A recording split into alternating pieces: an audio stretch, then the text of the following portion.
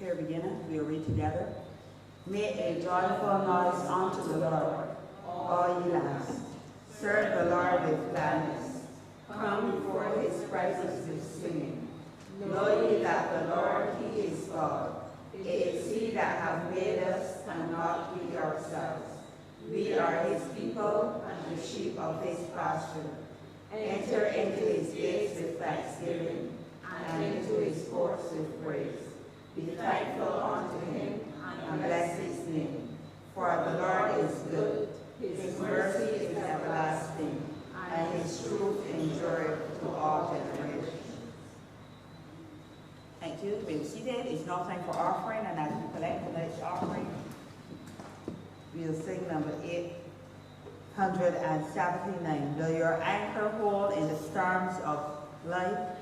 When the clouds unfold their wings of strife, when the strong tides lift and the cable string, will your anchor drift or firm remain? Number 879.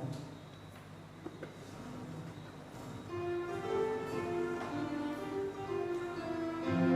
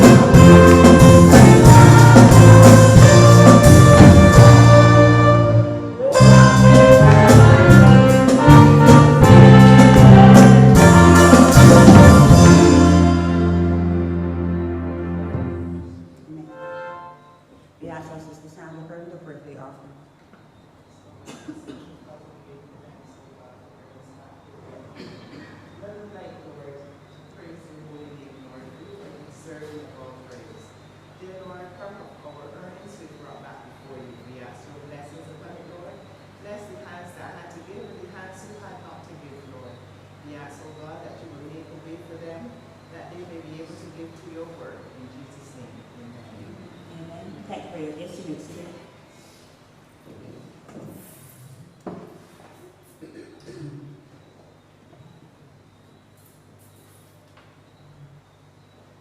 The notices are as follows.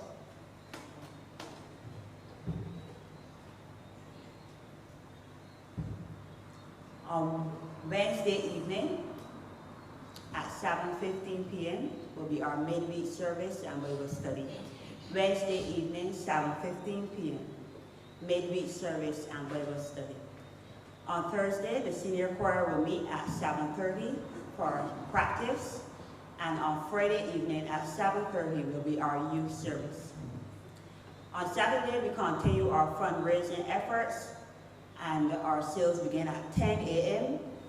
And also remember, at 5:30 in the evening, there will be hospital ministry. Next Sunday at 9 a.m. is Sunday school, and at 10 a.m. will be our daycare graduation. So please remember that, and after there will be a luncheon. So please remember, next Sunday, 9 a.m. Sunday school, daycare graduation. And then the next day begins our vacation Bible school that starts from the 15th of July and runs to the 26th of July from 9 to 3 p.m. And the fee is $30 per week. Registration is $5. And it promises to be fun, so let's come out, support. All those with firms can bring them in as soon as possible. So please keep those notices in mind as they are quickly approaching. We will have 2 courses of your choice at this time before I turn over the service to Evangelist Stephen Barker. Do you have anything on your hearts this evening that you would like to sing?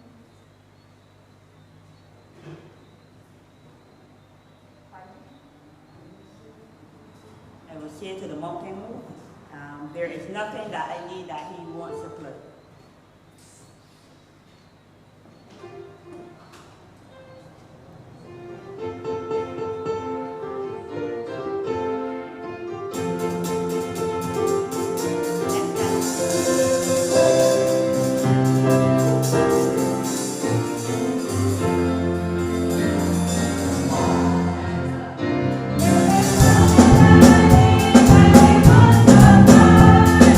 Nothing I need.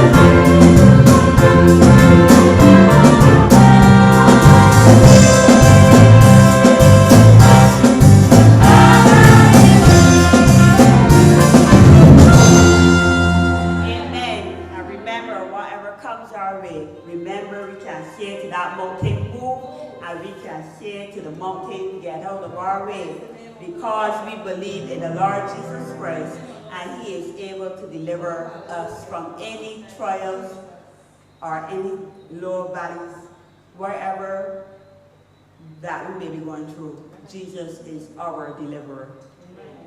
Amen. Okay, so Sister Sandra has one and Sister Shelley. So we are saying Jesus is mine. And Sister Margot? Yeah? No problem. Okay, so Jesus is my deliverer first.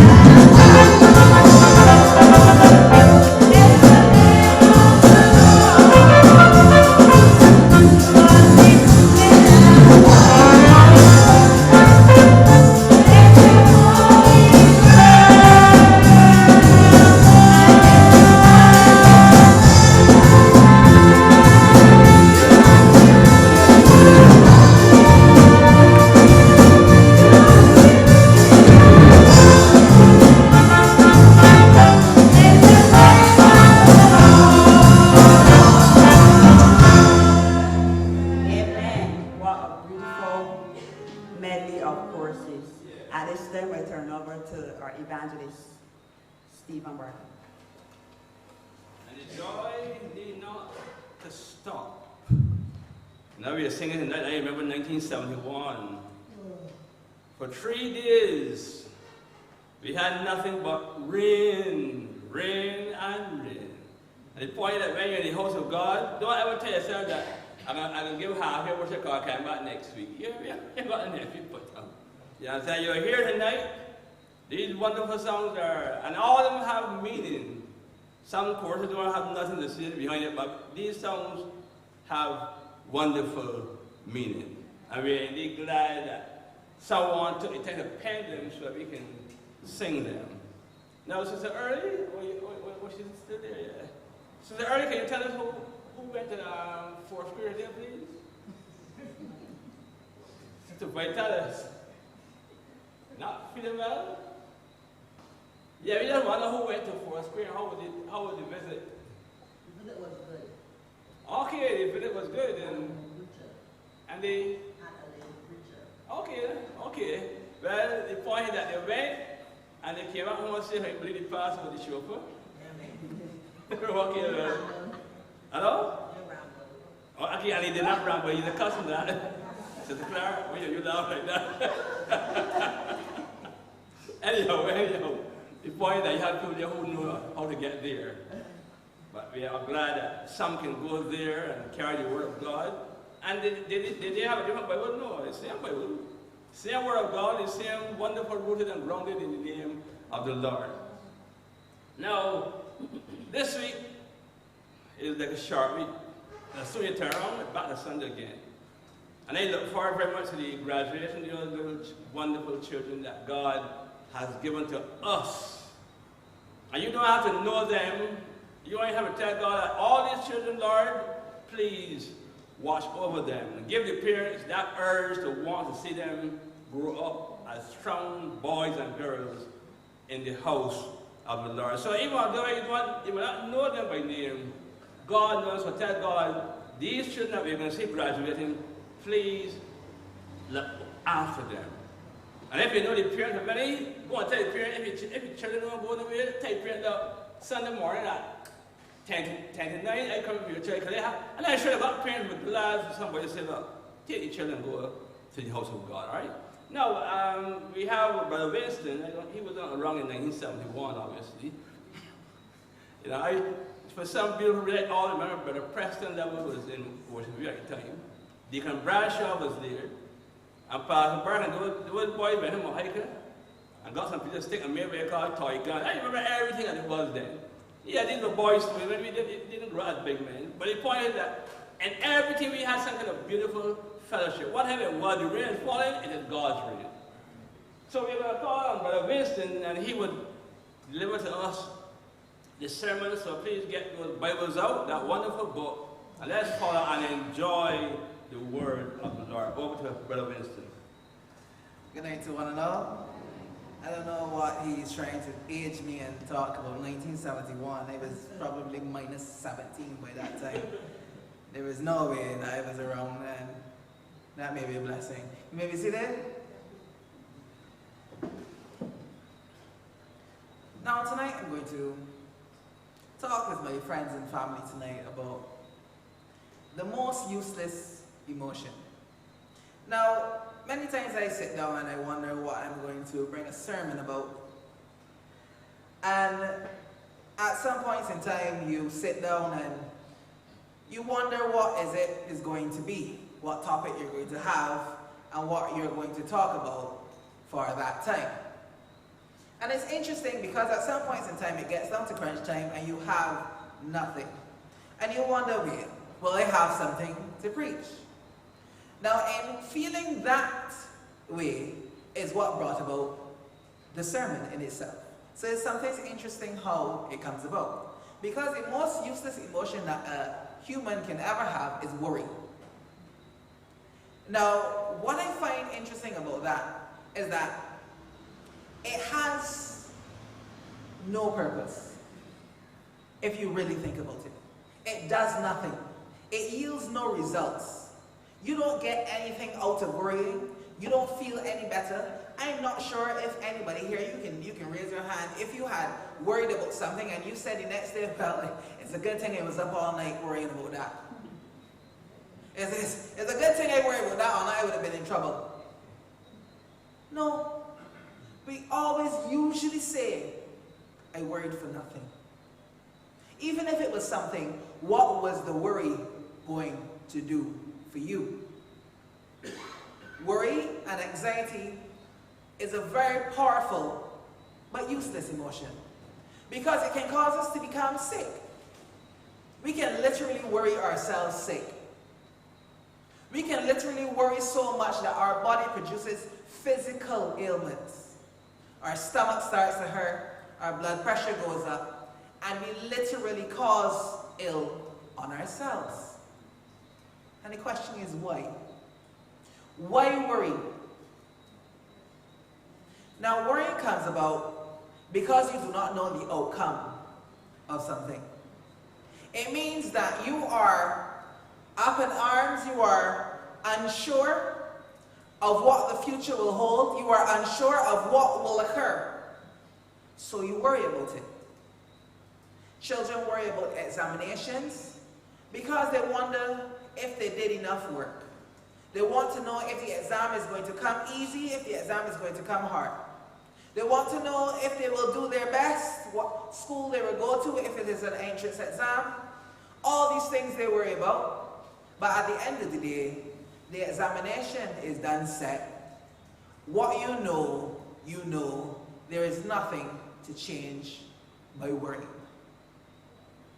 We worry about if we can pay our light bill, and we worry about if we can pay our water bills, because maybe our job's short us a little bit this month.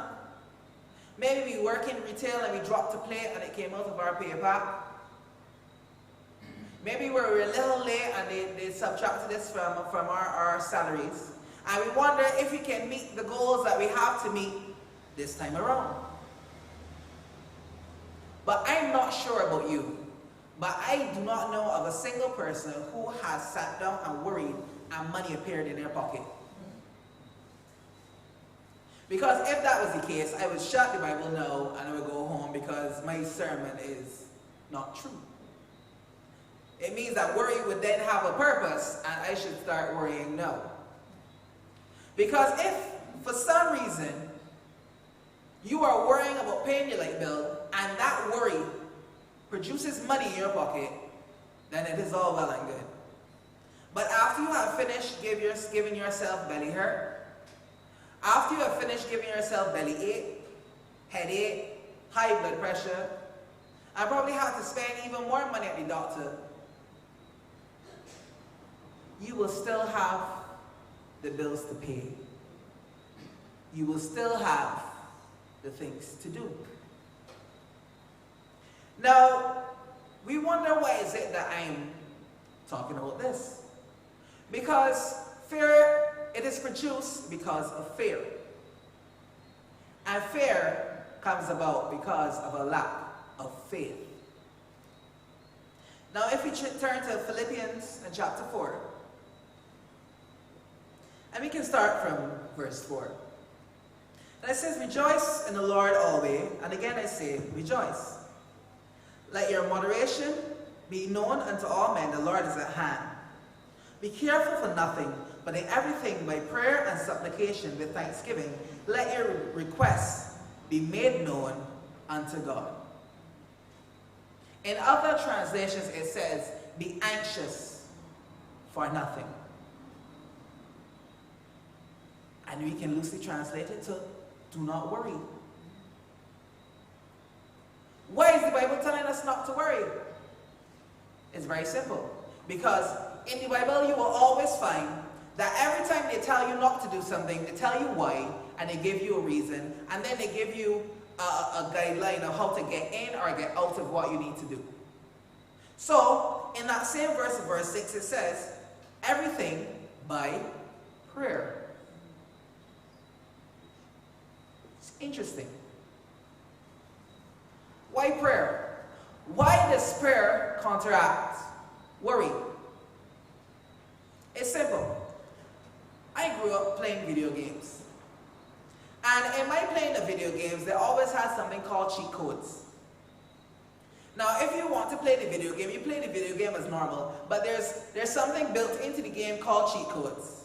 And there was always a mode called God mode. And it is very suitably named. Let me tell you why. If your character is attacked by enemies, and you put on the cheat called God mode, they can't touch you. They can't hurt you. No matter what they do, they can't get to you. Because the cheat code has been activated, and your enemies can no longer touch you. I am here to tell you tonight that Jesus is a cheat code. He is the hack to life. He is the life hack. Because all you have to do is trust in him, and your enemies can't touch you. If you turn back and we look at Job, what happened? The devil came by. In the earth, he's a roaring lion. But in front of God, he is as much as a child. He had to say, well, you know, I want to go and touch Job. I want to go and afflict him. And he had to go before God, present himself, and ask for permission. Can I touch Job? Please. And the Lord said, this is as much as I'm going to give you. As much let as I'm going to give you. You know, sometimes you have a dog in the yard, and the dog is terrible. Are they afraid? But you know the dog can only go as far as the chain allows. So as terrible as the devil is, the devil can only go as far as the Lord allows. He can only do as much as the Almighty allows. He cannot touch us. It is very simple. When we worry, we literally say that God cannot take care of us. When we worry, we are literally saying, Jesus, give me back the wheel. We say and we sing, Jesus, take the wheel, take it from my hand. But turn right here. Take a left short here. Brake here. And accelerate there. I don't know about you, but I can't stand a backseat driver. If I'm driving, let me drive. When you're driving, I can let you drive. But when I'm driving, let me drive. If I walk a right and you take it too long, wait till you're driving. It's simple. If you don't like that road because it's too bumpy, that's fine. But when you're driving, don't take the road. But it's the road I'm going. So when Jesus is guiding your life and he takes you down a certain path, don't say, well, Lord, I know that you're telling me to go and speak to sister such and such, but me and she don't spar, so no.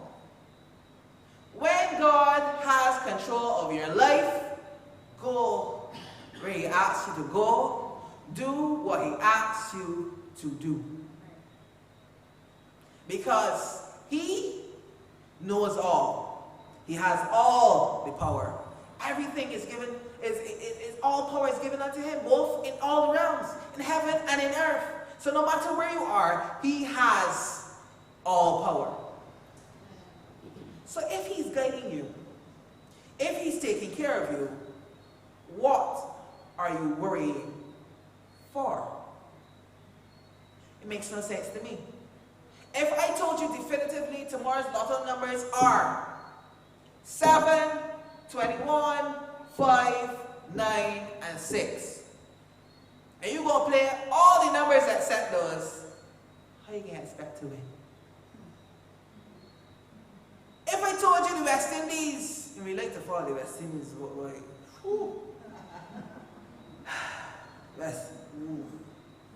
the West Indies is break your heart regularly.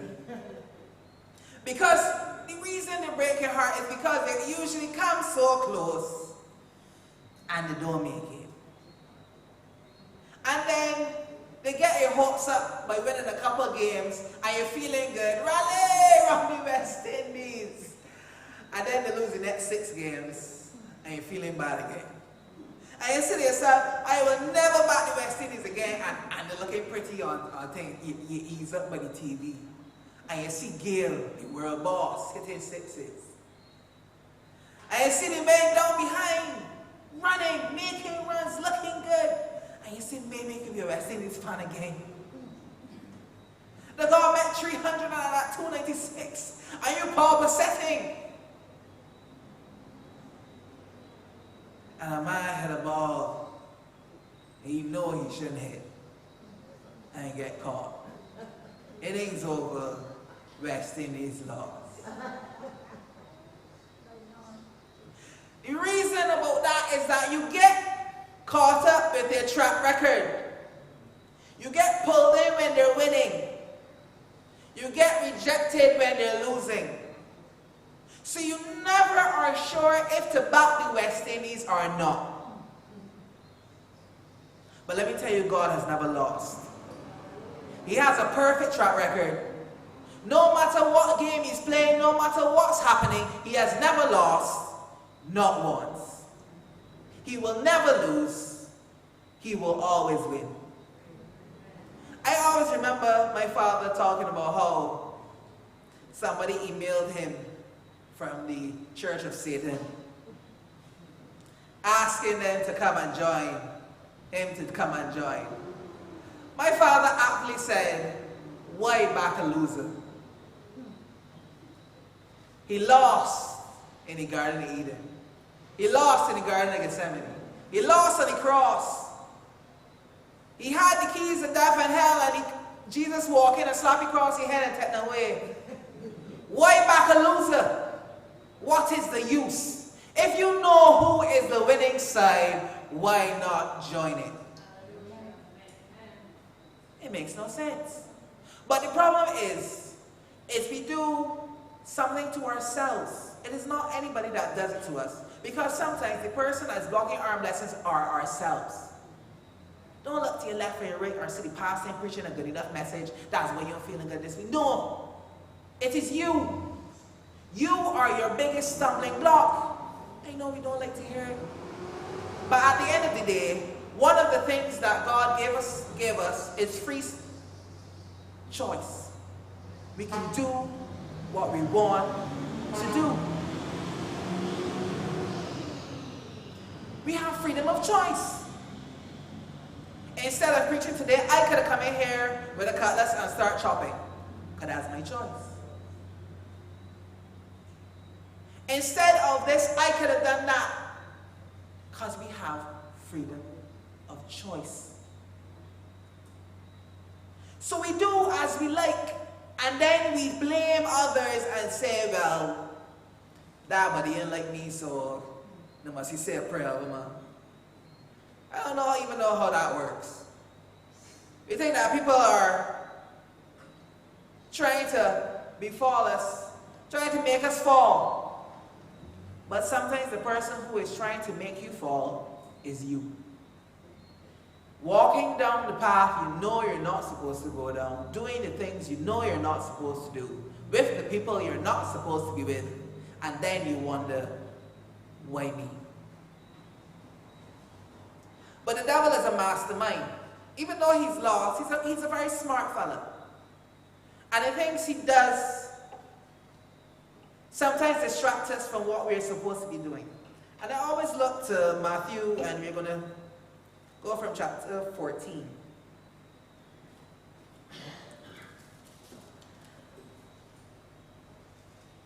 And from 24.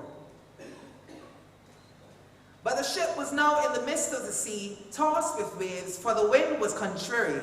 And in the fourth watch of the night, Jesus went unto them, walking on the sea.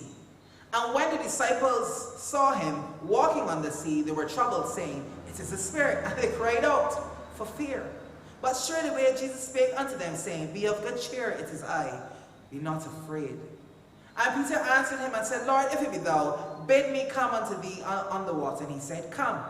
And when Peter was come down onto the ship, he walked on the water to go to Jesus. But when he saw the wind boisterous, he was afraid. And beginning to sing, he cried, Lord, save me. Now, we usually have a lot of talk for Peter. Now, I know I can't swim. I ain't stepping off the boat. And a lot of us wasn't even getting to the point of standing on the water. So as much as we want to talk about his lack of faith, he got there. That's the first part. So before we go any further, let me just recognize the fact that he got there. He got to a point where people would not have gotten. His faith at least took him there.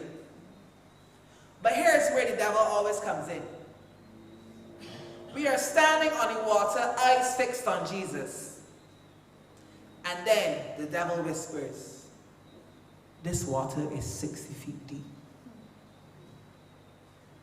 This water got in sharks. If you just look down, you will see one swimming below you.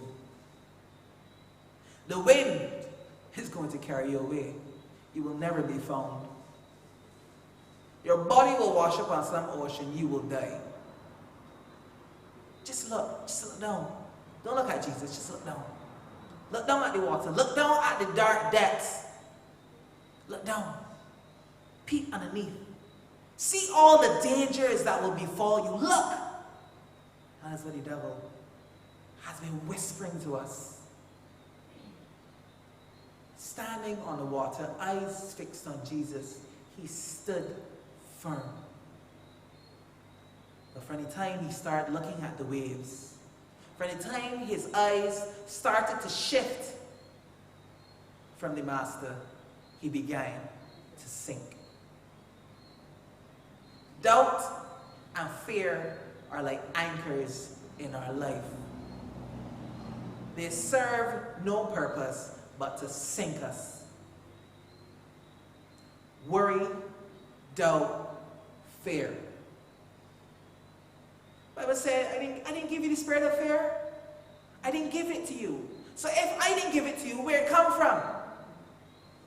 Where does the spirit of fear come from?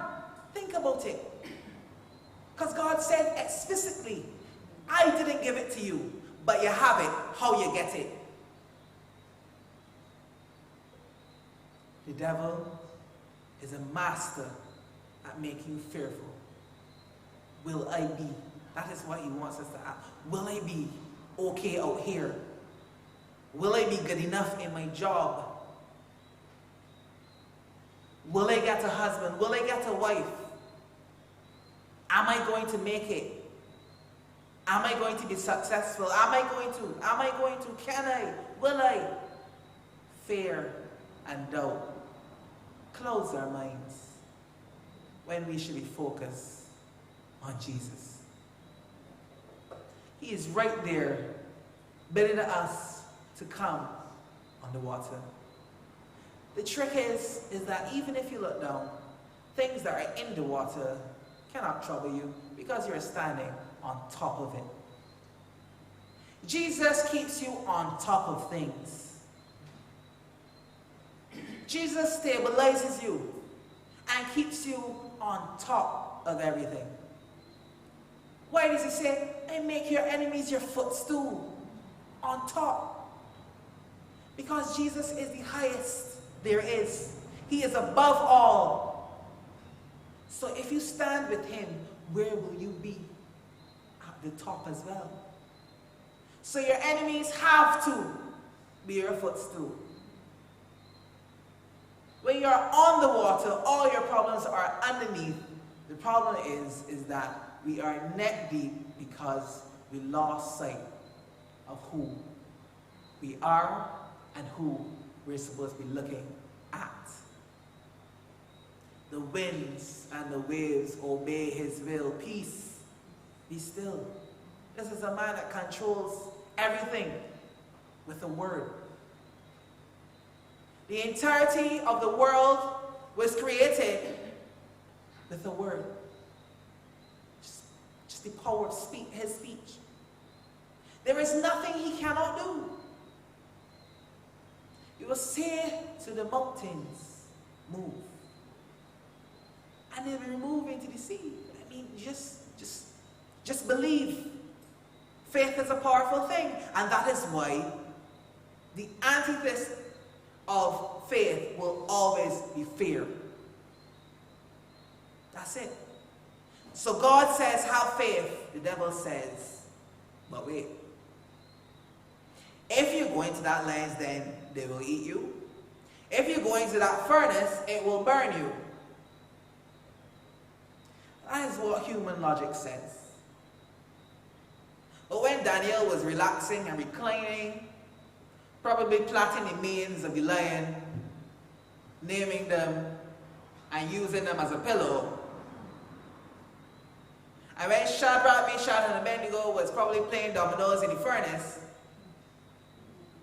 that didn't make sense to normal people. That didn't make sense.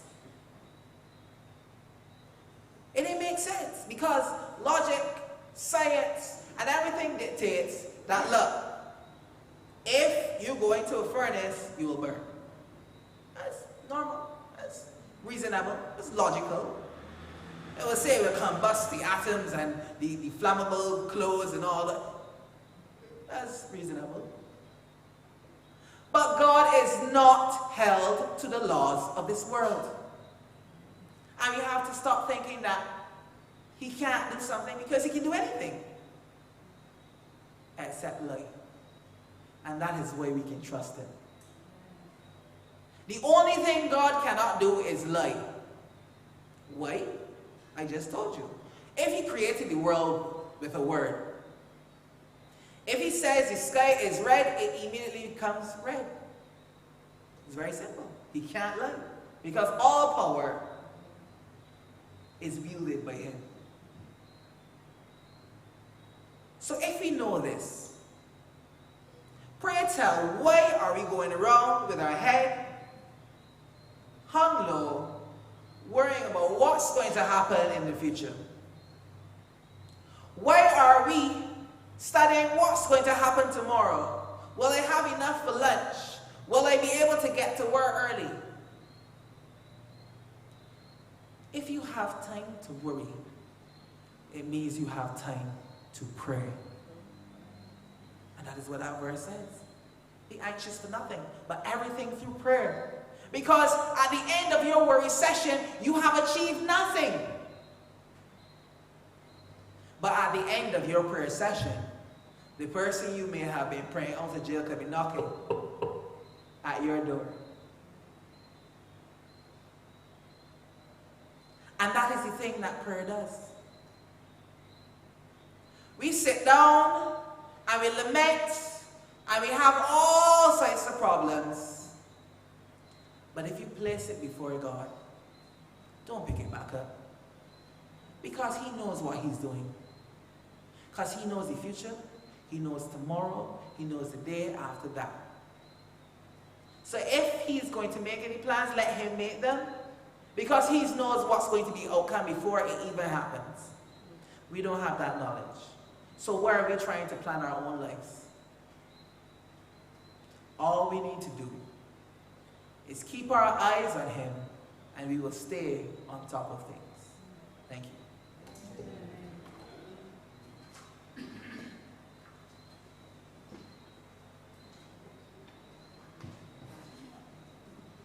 And of course,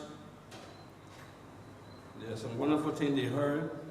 I can say amen to that. But the general thing about not worrying and certain things, I'm going to go home and read St. Matthew 6, so verse 24 first. And find out if Jesus agreed with him. And if Jesus agreed with him, and when I see him, I will say, okay, amen then. But say, you can do the same thing too. That's what you want. Matthew 6, and you can read what Jesus said about, and find what Jesus said, if he's right. And then we can say, amen on Wednesday night, when we come to Bible study, okay? Well, let's remember, Evangelist Michael, of course, he's not here, he's not very well. That's from this morning. And we were glad to see Sister Orion, and Sister Sharon, she too is not well enough to be out as she would love to, but we know that the God who made them can keep them through all difficulties. And that God and His send these things to test our faith and to build us up for next time. So it has been a lovely day, wonderful day. A day when God has given us the opportunity to be with each other. And if you feel happy about being here tonight, make sure next 2 Sunday nights you come back and bring someone with you. I would like to see Sister Shanida, Sister Margot, but bring someone with you next 2 Sunday nights, and let's make sure we improve and get Barbados into a better place. All right? I just time to call our church. Youth leader, Sister Crystal, and she will give us the closing number. And believe me, I'm sorry that we have to go, but Sister Crystal, you come and give us a song. Thank you, Evangelist. Our final number tonight will be 877, standing on the promises of Christ my King. Through eternal ages, let his praises ring. Glory in the highest, I will shout and sing, standing on the promises of God. And we cannot go wrong once we stand on his promises. Let's stand, and we ask our Sister Shelly Ann Reeves to dismiss us and end on this song. Thank you.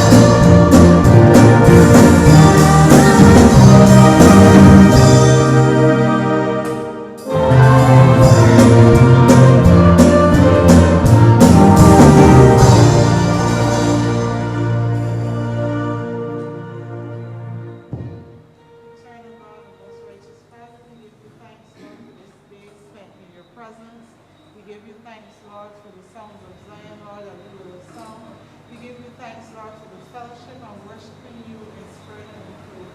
We give you thanks for your word, Lord. I pray that it will not return to you, Lord, but it will meet, Lord Jesus, those hearts, Lord, that need, Lord Jesus, to be softened, Lord, to work, that we will work, Lord Jesus, for you in your kingdom. I pray that as we're about to leave, Lord, that you will take us to our summer homes in peace and safety. Those, Lord, remember who are sick, I pray that you will give them a restful night, that you will continue, Lord, to work on their bodies, and if it be your will, that you will heal them. All these mercies I ask in your precious and holy name. Amen. Amen. May the grace of our Lord and Savior Jesus Christ, the love of God, the sweet fellowship and communion of the Holy Spirit rest and abide with us now and forevermore. Amen.